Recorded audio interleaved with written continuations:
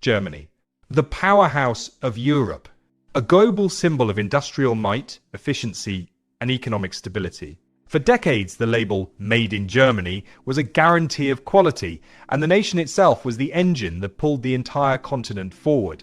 But the gears of that engine are grinding to a halt. Once hailed as an economic miracle, Germany is now being called the sick man of Europe, a title it hasn't held since the 1990s. The economy contracted in 2023, stagnated through 2024, and forecasts for the near future are grim. Some economists are warning that the country is in a permanent crisis mode, facing its greatest economic challenge in post-war history.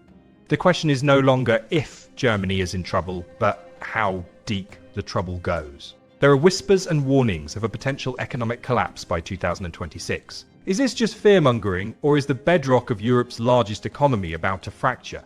Today, we're breaking down the perfect storm of factors pushing Germany to the brink. And the first, most contentious reason is one that is shaking the very foundations of German society.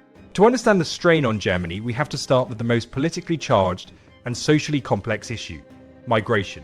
While Germany, like many developed nations, has a long history of immigration, the sheer scale and nature of the influx since 2015 have created unprecedented challenges.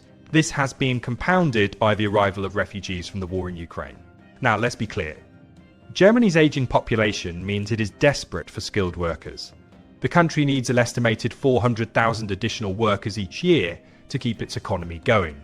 But the reality of the current migration situation is far more complicated than simply filling job vacancies. The primary issue is the immense and immediate pressure on public infrastructure. The arrival of millions of people in a relatively short period has pushed housing, social services, schools, and healthcare systems to their limits.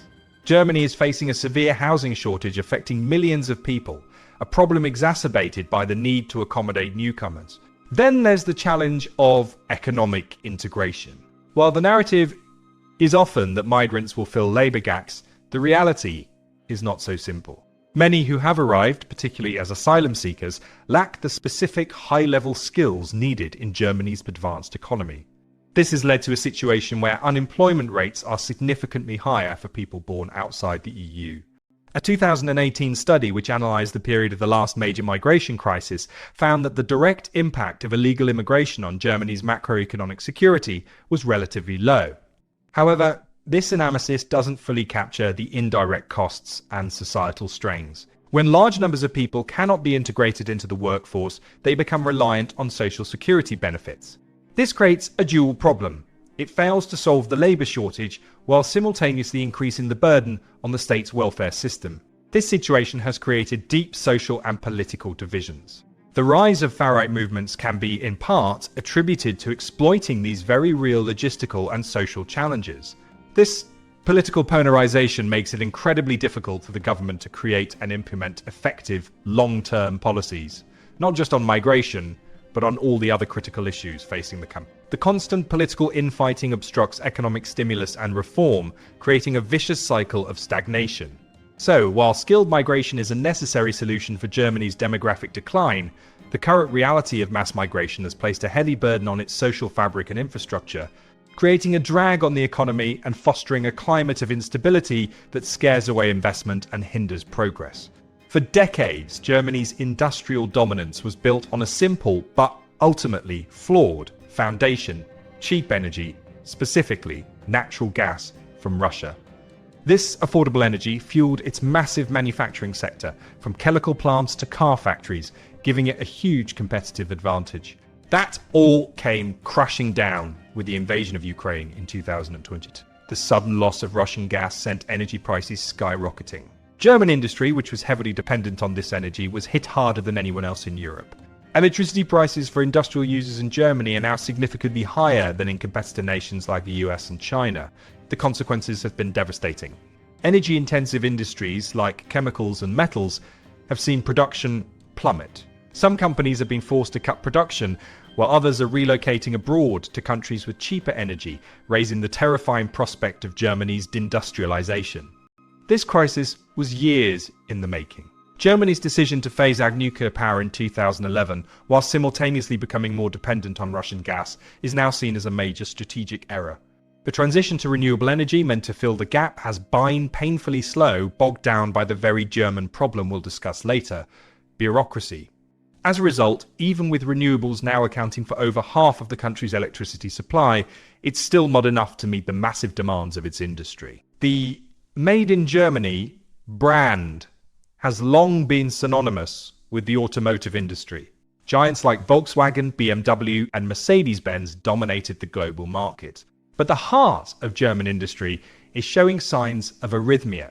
The entire manufacturing sector, the core of the German economy, has been in a downturn since 2017, long before the current crises hit. Industrial production has contracted significantly, a stark contrast to growth in the US and the rest of the euro area.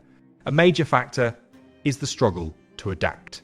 The global shift to electric vehicles has seen German automakers lose ground to competitors, particularly from China.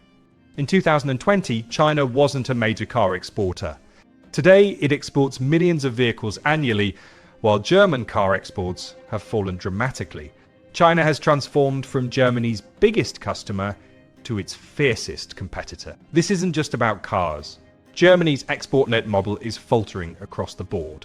Weakening global demand, especially from a slowing China, and the rising threat of protectionism and trade wars have severely impacted the nation's ability to sell its goods abroad. The country's share of global trade is shrinking as its goods become less competitive due to high energy costs and a lack of innovation in key areas. Beneath all of these immediate crises lies a slow-burning but perhaps even more dangerous problem: demographics. Germany is aging, and fast. The baby boomer generation, the backbone of the post-war economic miracle, is retiring in droves. This is creating a catastrophic shortage of skilled labor. By 2030, Germany could be short as many as 5 million workers. This isn't a future problem, it's happening right now.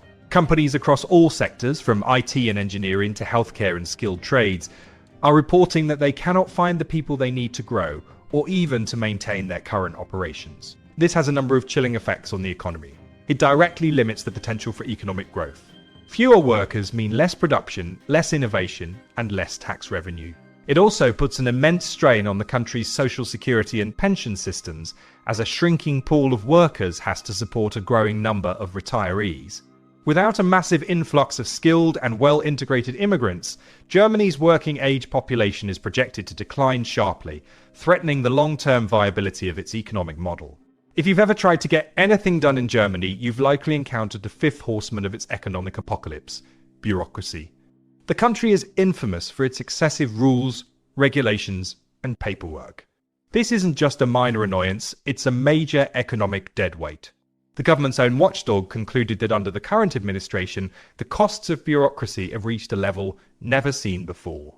A recent study calculated that excessive bureaucracy cost the German economy up to 146 billion euros a year in lost output. This bureaucratic nightmare stifles innovation and investment. Getting permits for new projects, like a wind farm to help solve the energy crisis, can take years.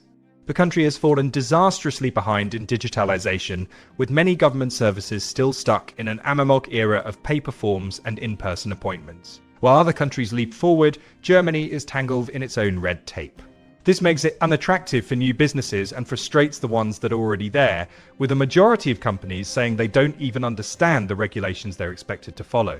So, what does this all mean for 2026? Is the German economy truly going to collapse? Collapse is a strong word, but the picture is undeniably bleak. After contracting in 2023 and 2024, the outlook for 2025 is for continued stagnation, with some forecasts predicting only 0%, 2%, or 3% growth. Many economists are looking towards 2026 for a potential recovery, with growth forecasts hovering around 1 to 1.5%. This would be a welcome change after years of malaise, but it is hardly a return to the glory days. And even this modest recovery is threatened by major risks, including global trade disputes and the government's ability to finally tackle these deep-seated structural problems. Germany is caught in a perfect storm.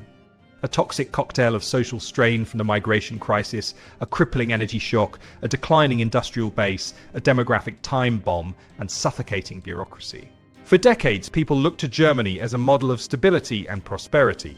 Now, many are wondering if it's a place they still want to live and work in. The German engine hasn't just stalled, it's at risk of breaking down completely. Rebuilding it will require more than a simple tune-up. It will require a complete and painful overhaul. The question is, do its leaders and its people have the will to do it before it's too late?